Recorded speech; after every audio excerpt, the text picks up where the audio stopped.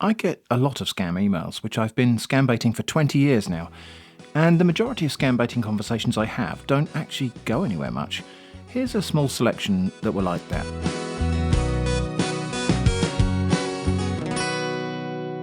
I received this email, which I think has something to do with the post office. From Post Office, Madrid, Spain. Post Office, Madrid, Spain. Attention to you. Post Office, Madrid, Spain, urgently to avoid expiration. From the regular mail Post Office, Madrid, Spain. This is to inform you that there is an ATM card at this office deposited from the United Nations for compensation of those that are involved in scam victims. Your email address was attached to it and is to be posted to you. We have been waiting for you to contact us for your conformable ATM card, which contains the sum of €2,750,000 only, and some vital documents. So kindly get back to this office, Regular Mail Post Office, Madrid, Spain, to avoid fraudulent issues concerning this service. You are to confirm and provide us your postal address below here. And of course they ask for my personal information, the kind of information you should never share with a stranger on the internet. Note that every claim has an expiring period of 14 working days, so you have that very urgently to avoid expiration. Thanks. Your best regard, contact person, Marcio de Souza. I replied, who tried to post a card to an email address? Honestly, I think sometimes the United Nations are stupids. The scammer, the post office, with a Gmail address containing the words post office, wrote back to ask, who told you about posting? I said, you did. You're the post office, remember? But there was no reply. Maybe it wasn't the post office after all. Next, dear friend, good times. I'm writing this mail to you with due respect, trust and humanity. I appeal to you to exercise a little patience and read through my letter, which I feel quite safe dealing with you in this important business. I have a business of 22 million United States dollars only to be transferred to your account for investment in your country. You must assure me that everything will be handled confidentially because we are not going to suffer again in life. It has been 25 years now that most of the greedy African politicians used our bank to launder money overseas through help of their political advisors. Most of the funds which they transferred out of the shores of Africa were diamond, gold and oil money that was supposed to have been used to develop the continent. Their political advisors always inflated the amounts before transfer to foreign accounts.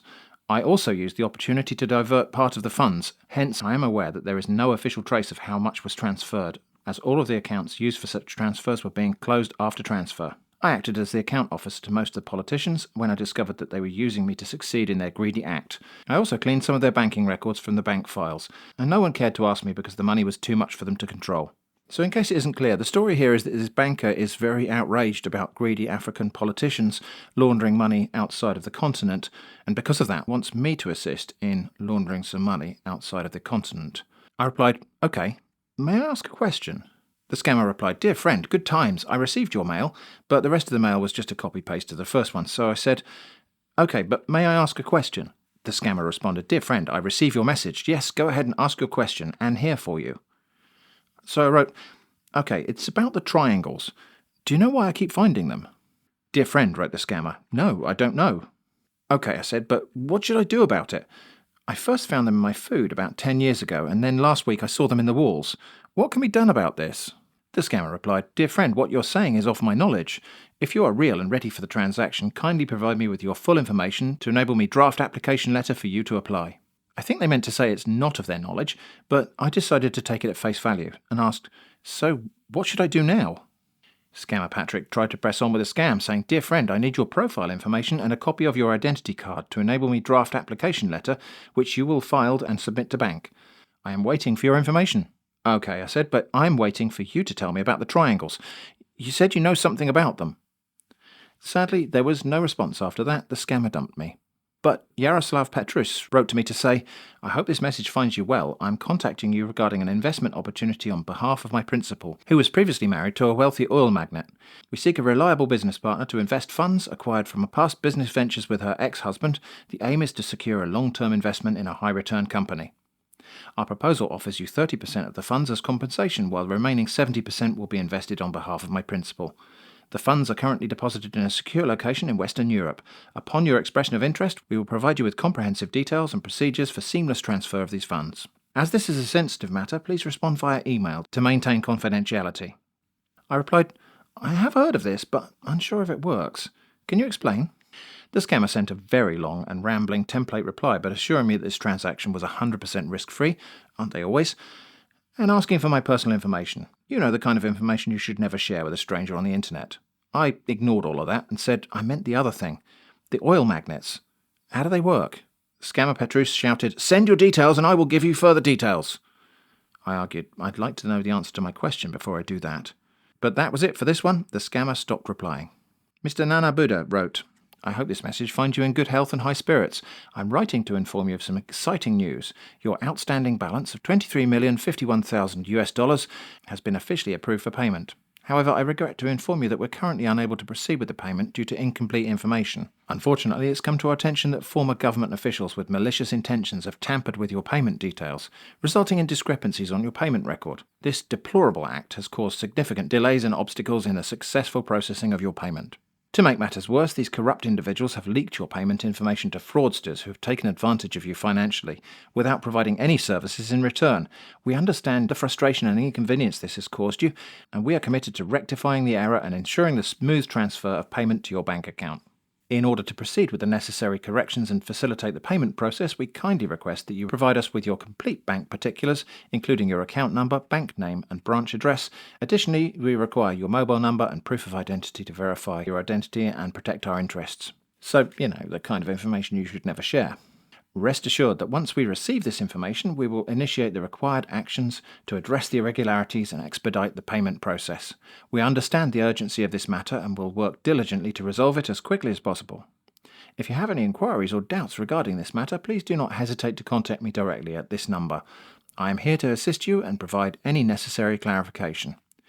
Thank you for your attention to this matter. I eagerly wait your prompt response. Together we will overcome these challenges and ensure your rightful payment is delivered to you without further delay. So very much the standard sort of scam where they're trying to latch onto a victim who's already paid advance fees to other scammers. Quite a well-written template there. Slight whiff of ChatGPT about it. I replied, "Okay, but can I ask an unrelated question? What are you supposed to do if you find triangles in your food? This happened to me 10 years ago and then again this morning, and I'm unsure what to do about it." But this one didn't even raise a response from the scammer, not even dumped. It just didn't get as far as a first date. But not to worry.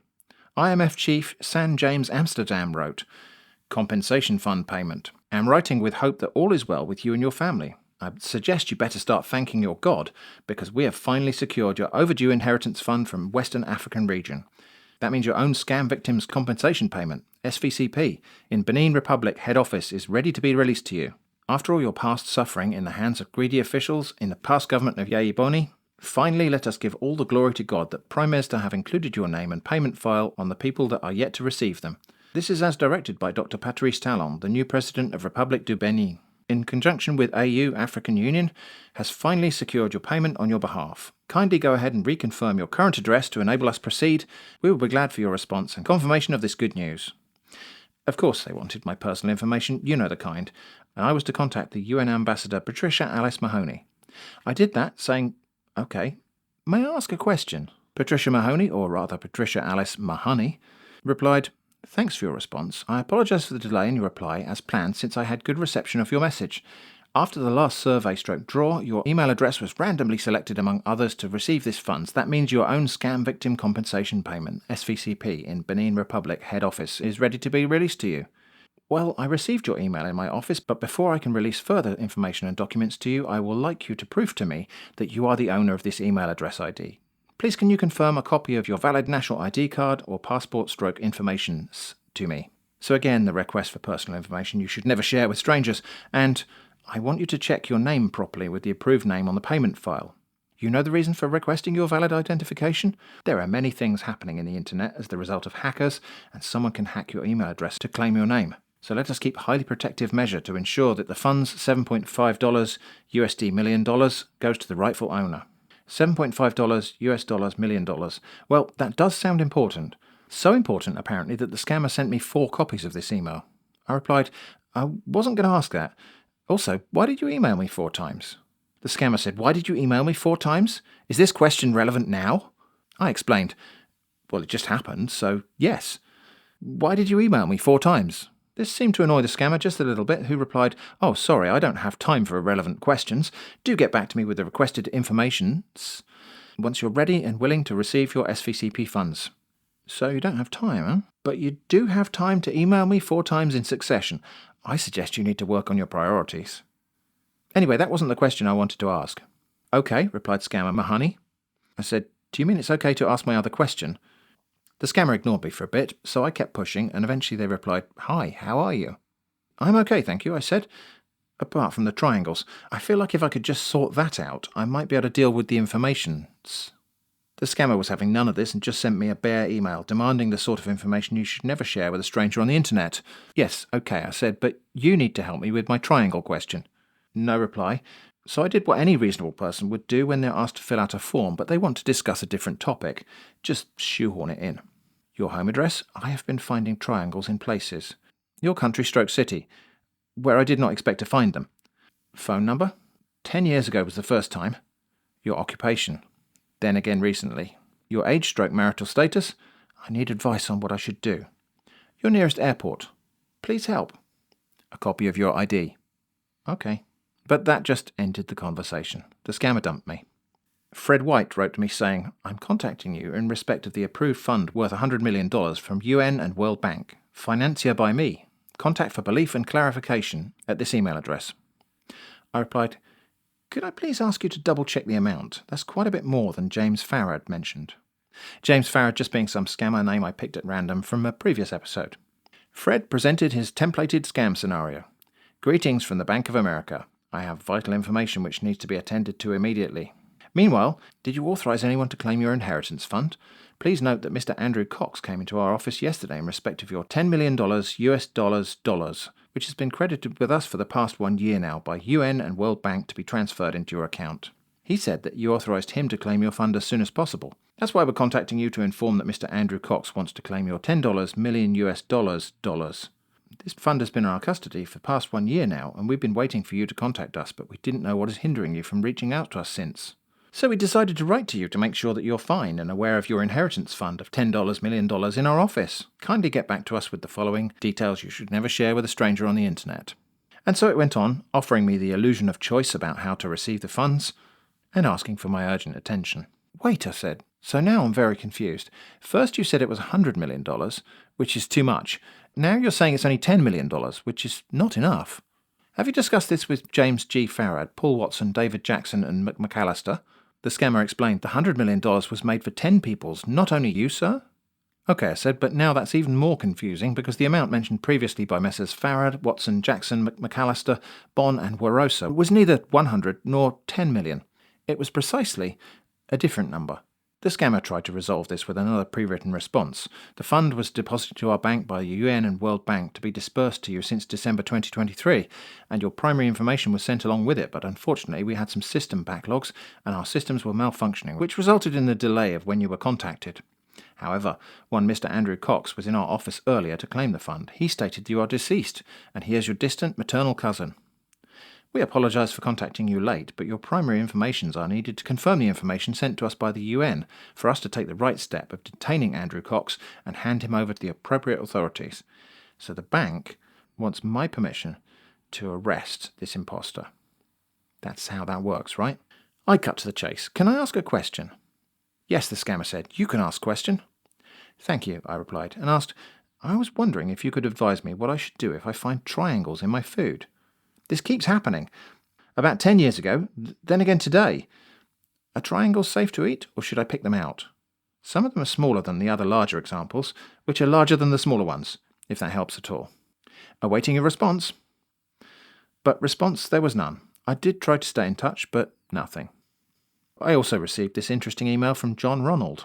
"Attention, beneficiary owner. Your package is ready to be delivered to you now. We wish to inform you that our diplomatic agent conveying your consignment box valued the sum of $2.9 million United States dollars was misplaced to your address. You are required to reconfirm the following information below so that he can proceed and deliver your consignment box to you immediately today. Your urgent attention is needed to immediately receive this message so that he will proceed to hand over your package to you immediately and return back ASAP. So lots of immediate and today. You have to reconfirm your delivery address to him below for him to be able to deliver your package today." And of course it's the usual information, including my nearest airport.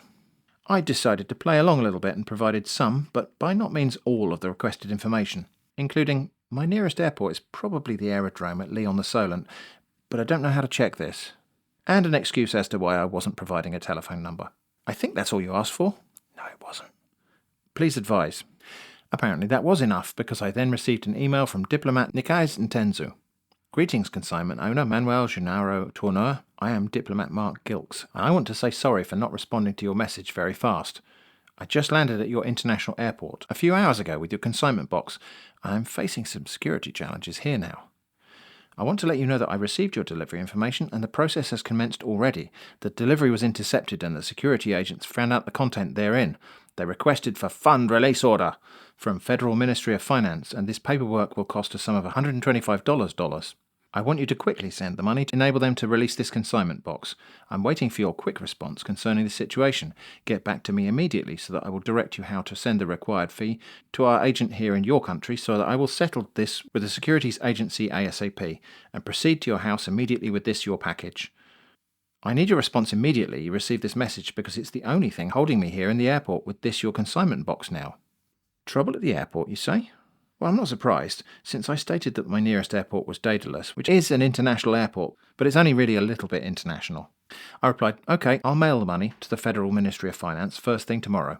I mean, we don't have a Federal Ministry of Finance here, so I'm not sure what that was supposed to be. Of course, the scammer's using a template email that's tailored for American victims, and so this whole thing about the Federal Ministry of Finance demanding the sum of $125 doesn't really land right in my nearest airport. Anyway, the next day I said, OK, I sent the money. Now what? The scammer replied, Greetings, consignment owner Manuel Gennaro Tourneur. I received your email and it is well understood. Was it though? I'm waiting to receive the required fee from you to settle this with the security agency here and proceed to your house address immediately without any delay. All you have to do is proceed and bought gift cards such as iTunes card or Steam Wallet gift card or Google Play gift card and forward it to me immediately to proceed and use it to pay the security agency now because that's the fastest means to receive the required fee now. I'll be waiting for your response immediately you receive this message now. Again, so much immediately and now and without delay in this message. I wonder if the scammer's read one of those books where you can supposedly program other people's behaviour with your words. I explained, the money should be there by now, I would think. I used a first-class stamp. Maybe it will come in the second post. But the scammer dumped me. I continued sending messages, but no reply. I received an email supposedly from United Community Bank, again trying to sound like it was part of an already ongoing conversation. Thanks for wanting to hear the details in full as you correspond. On behalf of the entire staff of the United Community Bank Group and the US government in collaboration with the IMF and the United Nations, so on behalf of 4 organisations and tens of thousands of people there, we apologise for the delay of your outstanding payments or contract payment, winning or inheritance funds from most African countries and all the inconveniences you encountered while pursuing this payment. So yeah, this is one of these scams that's meant to catch a victim that's already mid-scam, but they really cast the net wide there and try to catch fake lottery, inheritance funds and whatnot. There's nothing else very special about this template. Again, it asks for my personal information, you know the kind, and promises to pay me $700,000 US dollars. I said, OK, but can I ask a question? The scammer replied with a blank email. No, wait, the answer is in the subject line. Sure, go ahead with your question, please. Thank you, I said. I need to know about the triangles I keep finding. Do you know anything about this? I can provide a list of the places I found them if you need it, but what should I do about them? This seemed to confound the scammer a little as they jumped to the part of their script where they offer a reduced price fee, saying, due to the present state of living, the board has concluded that the fund is to be released to you, as you only send $250 now instead of the previous required amount by the IMF.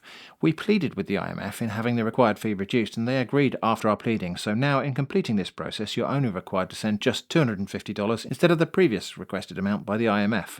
There had been no previous requested amount, although again, maybe this is to do with latching onto an existing scam victim.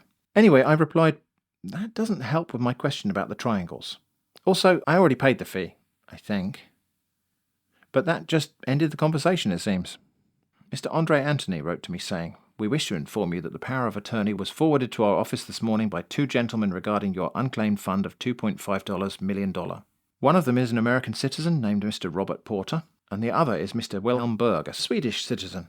The document claims these gentlemen to be your authorised representatives, and the power of attorney states that you are already deceased. It further states that your death was due to lung cancer, with your date of death being November the 27th, 2023.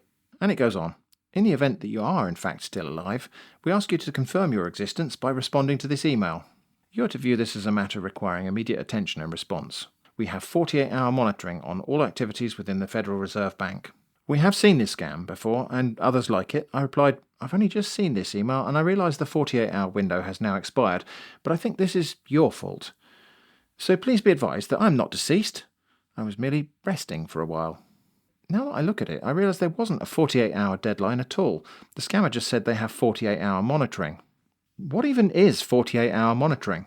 I'm not entirely sure, but I'm going to assume it's twice as good as 24-hour monitoring. The scammer responded, I write to inform you that the total funds of $2.5 million are ready to be released to you as soon as possible. Kindly get back to us immediately so we can proceed with the release of this payment to you because we have been mandated to get it released or it will be confiscated. Please reconfirm your receiving details and how you want to receive the fund. We have 3 options to release the fund to you: bank transfer, ATM card, cashier's cheque. So kindly let us know the option that is more convenient for you and provide the details so we can proceed. And of course they wanted my details, you know the kind. I pretended that I'd just mixed this up with a different scam and replied, as I mentioned previously, I sent the fee by post earlier this week. The scammer said, what fee are you talking about? Whom did you send the fee to? What did you pay for? I look forward to hearing from you soon.